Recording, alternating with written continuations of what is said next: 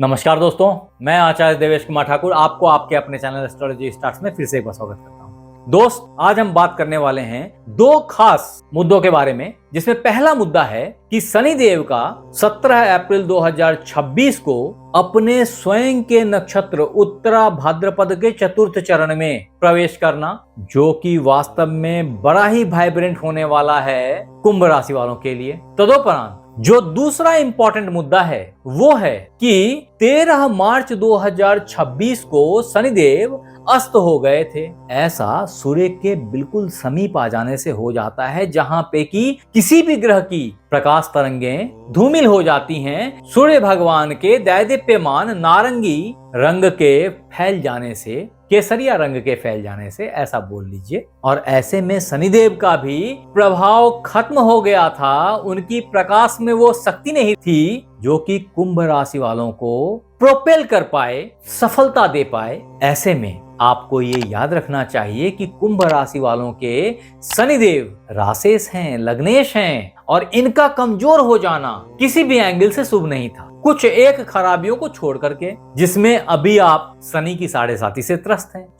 उन खराबियों में जरूर थोड़ी सी समन आई थी, लेकिन बाकी अच्छाइयां दमित हो गई थी। अब वो अपॉर्चुनिटी आ गई है, जब 13 मार्च से अगर गिनेंगे तो 40 दिनों का ये पीरियड होता है। गिन के देखेंगे तो ये 22 अप्रैल आएगा। 2-4 दिन पहले ले सकते हैं, कारण कि अलग अलग लॉन्गिट्यूड लैटिट्यूड पे इसमें वेरिएशन देखी जाती है।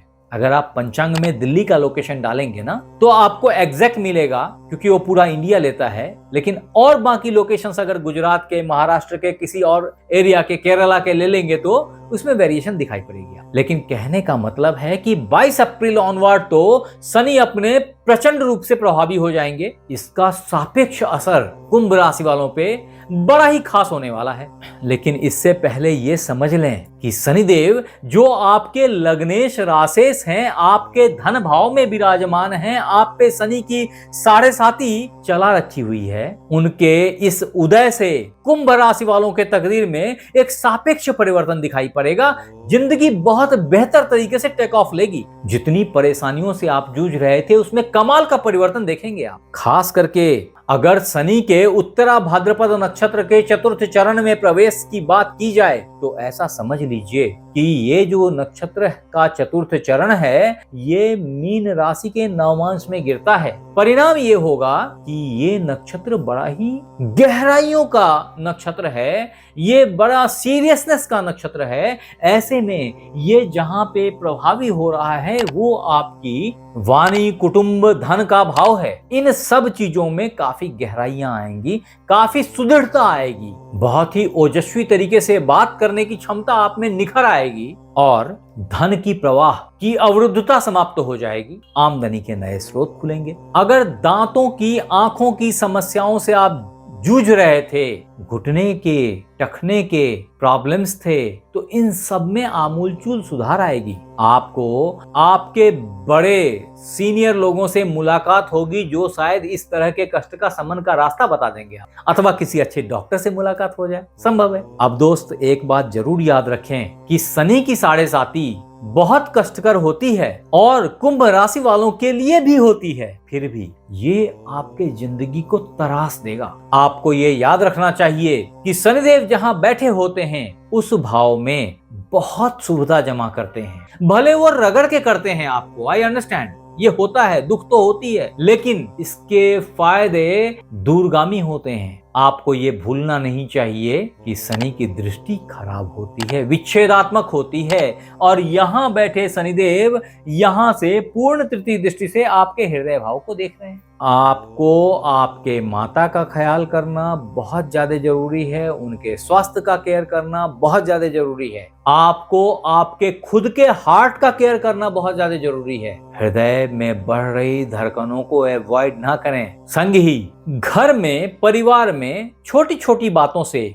चिकचिकबाजी को बढ़ावा ना दें, झमेलेबाजी का आमंत्रण ना करें। अगर कोई भी ना हो घर में, फिर भी ऐसा हो सकता है कि उस घर से आपको खिन्नता आ जाए, आपको लगे कितना छोटा घर है, कितने कष्ट में है इस कारण से, अथवा कभी आपको लगे कितना बड़ा घर है, इसको तो मेंटेन करना भी टफ है। इस तरह की भावना उपज सकती है। मन खिन्न रह सकता है, अतः मन को खुश करने की कोशिश करें। कहते हैं ना, मन चंगा तो कटौती में गंगा, तो ऐसा कर लीजिए। तदोपरांत यहां बैठे शनिदेव पूर्ण सप्तम दृष्टि से आपके अष्टम भाव को देखते हैं। ऐसे में आपके पैटर्नल प्रॉपर्टी से जुड़ी हुई समस्याएं समाप्त हो जाएंगी, क्योंकि ये भाव खराब है और इस भाव पे शनि की दृष्टि ये डार्क एनर्जी को डार्क सोर्स से कनेक्ट कर दे रहा है। ऐसे में ये जरूर है कि आपको आपके स्वास्थ्य का ख्याल करना चाहिए। हेल्थ बहुत केयर मांगता है। फॉर्चुनेट हैं आपकी शनि उदय हो रहे हैं और बहुत सारी समस्याएं अपने आप ही समित हो जाएंगी।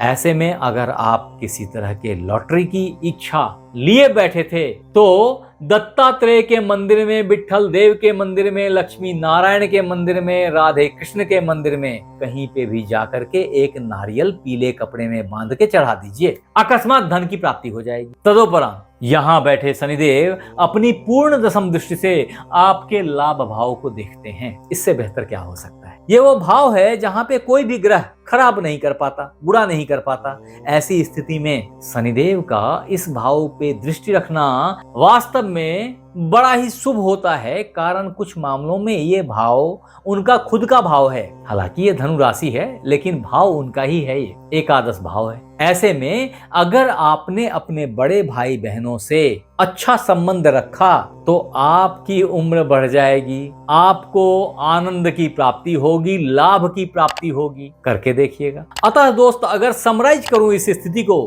तो ये समझ लें कि शनिदेव का उदय और उत्तरा भाद्रपद नक्षत्र के चतुर्थ चरण से गमन करना आपके लिए जो खास चीजें लाएगा, उसमें आपके लिए एक अच्छा घर, एक अच्छी गाड़ी, बहुत अच्छे लाभ, अभी शनि की 7.5 में हो रहे कष्टों का रिफंड, एक तरीके से सुख की प्राप्ति, ये सब अवश्यंभावी है। संग ही आपको ये जरूर कहूंगा कि आप अपने यौन रोगों पे, अपने स्वास्थ्य पे केयरफुल रहें। पुरानी बीमारियां लौट के आ सकती हैं। फूड पॉइजनिंग से भी सावधान रहने की जरूरत है। अगर आपने नेटवर्क को अच्छा रखा और बड़े भाई बहनों से अच्छा संबंध बनाए रखा तो आप बहुत सारे लाभ की प्राप्ति इस पूरे 1.5-2 महीने में करते चले जाएंगे। इसके बाद शनिदेव रेवती नक्षत्र में प्रवेश करेंगे, फिर वहां जाके वक्री होंगे। उन सब बातों को आगे करेंगे हम। हाँ, फिर भी आप ये जरूर याद रखें कि अगर आपकी जन्म पत्रिका में शनि खराब भाव में होंगे तो ये नक्षत्र परिवर्तन,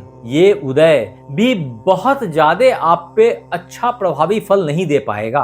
मुझे नहीं पता कि आपके लग्न कुंडली में या आपके राशि कुंडली में शनिदेव कहाँ बैठे हैं। अगर आपको याद है तो यहाँ लिखिए, जय शनिदेव। मेरे पास में कुछ समय रहा तो शायद मैं कुछ जवाब दे दूं। अब दोस्त, ये जरूर याद रखें कि फिर भी आप अगर परेशानियों से 2-2 हाथ कर रहे हैं तो आपके लिए कुछ रामबाण उपाय हैं, जिसमें पहला उपाय है शनि को छाया दान करना। इसके लिए आप किसी लोहे के कटोरी में सरसों का तेल डाल के अपना चेहरा देखें और फिर इस कटोरी को तेल के संग ही किसी बड़े वृक्ष, पीपल के वृक्ष के नीचे जाके छोड़ दें। जिसकी जरूरत होगी वो लेके जाएगा, मुड़ के ना देखें पीछे। तदुपरांत जो आपके लिए दूसरा रामबाण उपाय है वो है हनुमान मंदिर में हनुमान जी के मूर्ति पे चमेली का तेल और सिंदूर अर्पण करना। ऐसा करने से भी आप शनि के ढेर सारे प्रॉब्लम से बाहर निकल जाएंगे। ये कार्य आपको हर शनिवार और मंगलवार को करना चाहिए। तदुपरांत आपके लिए जो तीसरा अचूक उपाय है वो है ओम प्राम प्रीम प्रॉम सह शनिश्चराय नमः।